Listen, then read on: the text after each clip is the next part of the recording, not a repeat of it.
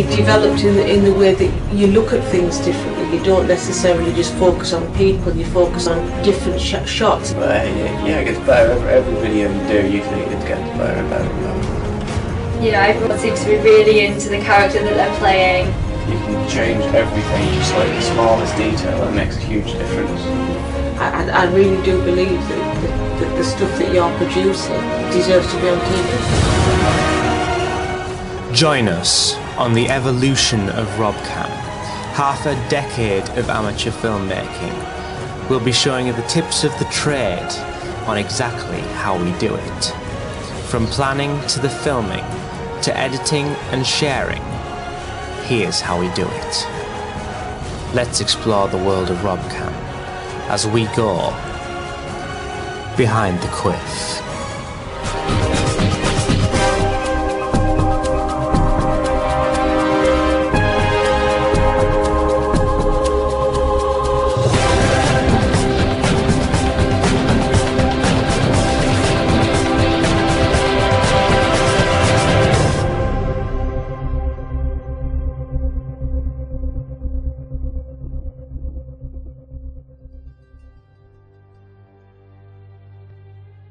The film industry is getting bigger and bigger. Budgets for films are getting larger and larger. That's why every blockbuster in our cinemas nowadays have amazing HD quality, magnificent CGI and visual effects. In a viewpoint of an amateur filmmaker, getting amazing quality products seems impossible from someone who's just picked up a camera. But maybe it isn't. I'm Rob Baines, an amateur filmmaker from the northeast of England. And in half a decade, I've come from stuff like this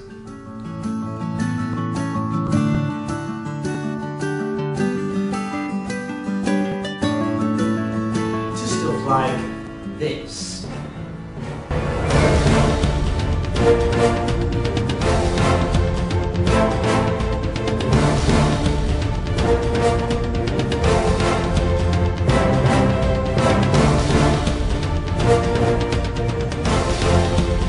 In this documentary, I'll be showing you, the people of Earth, how to make your amateur films look professional.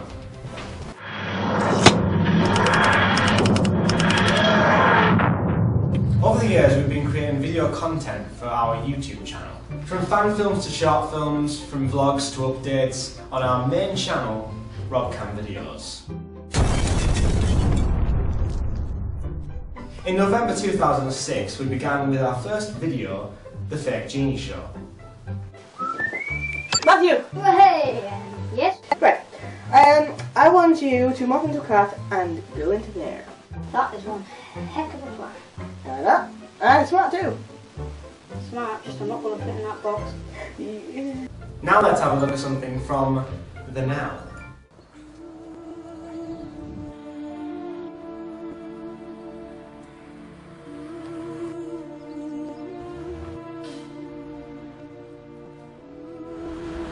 Who are you? What is this place? Why am I even here? Can you actually hear me? And perspective. This is my world. Wipe your feet. You're here because you don't have the time, and yes. Yes? I can hear you. This is the evolution of Robcam. Half a decade of experimenting and discovery. I think the first project was Jungle Love, and that was a short comedy, and it was basically me getting cross with Rob because he was playing this annoying song. When you come through the portal and hit the screen, that's absolute magic. It just looks like just realistic and really on the ball, just like fluid, and you can't believe that you're the only person who's like edited on it and stuff. Biblios Diary was brilliant. I really enjoyed it, especially the bit at the end when Jay Chapman held up that glowing orb thing, and then you were playing Coldplay, which is my favourite band, and it was just really good. So what do you need to get started in making a film? Well, believe it or not, all you need really is a camera and a computer. Most computers have a basic editing software built in, and when I say basic, I mean basic. Windows computers have Windows Movie Maker. Now I use this for 2 of the 5 years I've been doing filmmaking, and I was able to produce things such as this.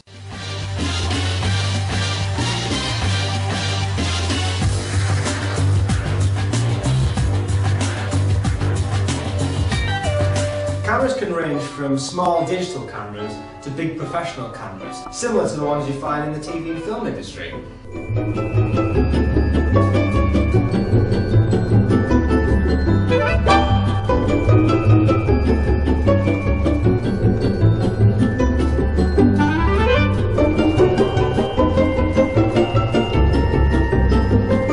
Tripods are there to guarantee a steady shot, so it's not always handheld movements. So yes, it does have other purposes than to be a machine gun.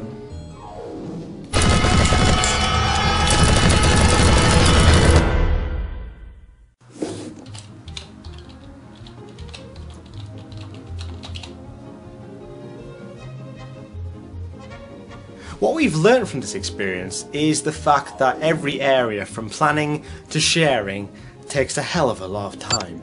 To get started on making a script, all you need really is a simple program such as Notepad or Word. Now we used Word for a few years and then moved on to Celtex, which is a free to download program that is easy to use and makes your scripts look professional. In fact, even this documentary was scripted out on this program. Who's there? This program is very widely used and is a great piece of software, not just for script writing, but for planning and scheduling too. And for this reason, we think chicken nuggets. What? That doesn't... Oh. If you start making videos and you don't plan, then you're gonna get lost. Well, from what I've seen you doing, you spend like absolute months on what you do. Sometimes years. You like do a bit and then come back to it. When you've like done another idea, you like do something, you go on and improve it when you come back to it. If people know something that's more structured, they're going to stick to it more. They won't have to put more of their improvised ideas into it. They don't need to be more spontaneous when they're actually performing it, because it's all there for them to know. And now for the bit we all love, getting out there and filming. Now in this area there's loads of different jobs you can get involved in. There is setting up shots, there is camera management, and there's also performing in front of the camera. It's always good to get varied shots in your videos to give that sense of energy in your product. What other kinds of shots can you use? Well, there's a developing shot, a long shot, a full shot, a medium shot, a close-up, finally a extreme. Oh! I'm a graphic designer, well not really a graphic designer, but I aspire to be a graphic designer, so I think that getting the right shot distance is quite important, especially when it comes to editing. Yeah, if you plan it, then you get more out of it. Because it takes a lot of people a while to get something planned and before you actually do it, because you need to think of everything. Like the lighting, the camera angles.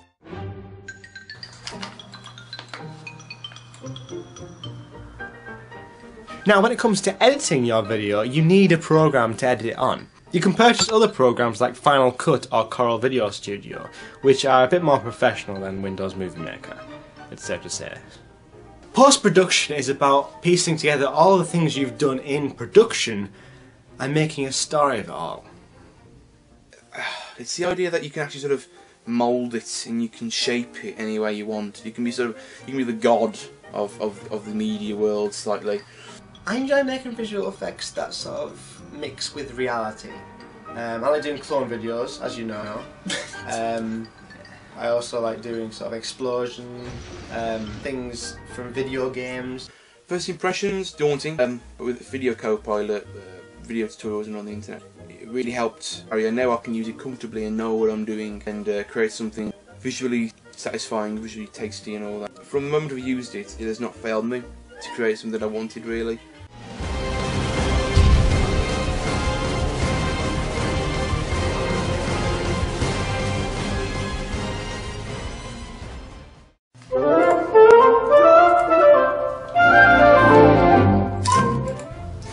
your creations on sites such as YouTube allows you to get feedback on your work through either the like or dislike buttons or even the text comments.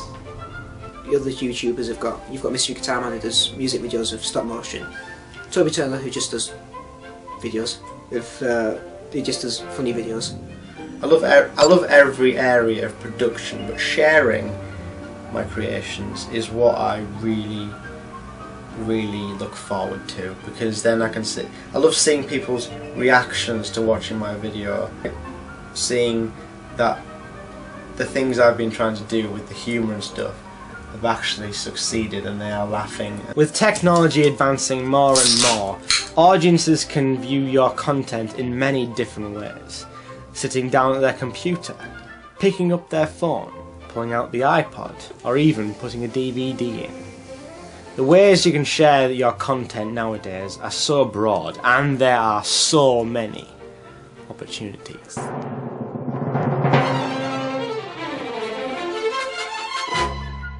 Don't do it! Spend a long time editing videos. Don't work with small people, because you have to get the dimensions different. If you have the idea of, like, you want to do this, keep going at it. Even if it's not feasible, keep going at it and, until you can make it work with what you want. Actually spend time on it. Even if you do a script and it's not good, keep going at it, because with a little work it'll probably be the way you want it to work and it'll come out quite well. Do it with your friends, because then you at least have a laugh if it all goes really, really wrong. Which it will all go really, really wrong. You don't want to do a video that's just thrown together, you want to actually put some work into it. It's actually make something that's worth watching. Don't be afraid. Don't be put off by what people tell you. Because I know when I did some very early videos, I was very timid, I was very scared, and I was very concerned of what other people would think. You should watch other people's stuff, because then you get an idea of what you're going to do. You can make anything you want. Go out, film, and just get something done. Have fun. The idea of being a filmmaker is to have fun and to unlock that sort of inner child which you have in yourself. And don't work with Rob Baines, he's just off-putting beyond all belief. So what exactly is making a film about? It's a chance to show a story, a chance to show life and all of its pains and treasures, a chance to show what you want to show to the rest of the world, a chance to show life how you want to show it. Why do I do it? Filmmaking is my life. Ever since I was a child, I've had tales to tell. I walk the earth holding a camera in my hand, striving to capture memories and make a masterpiece of each of them, to create a piece of reality from which every dream that ever whispered into my head lasts forever.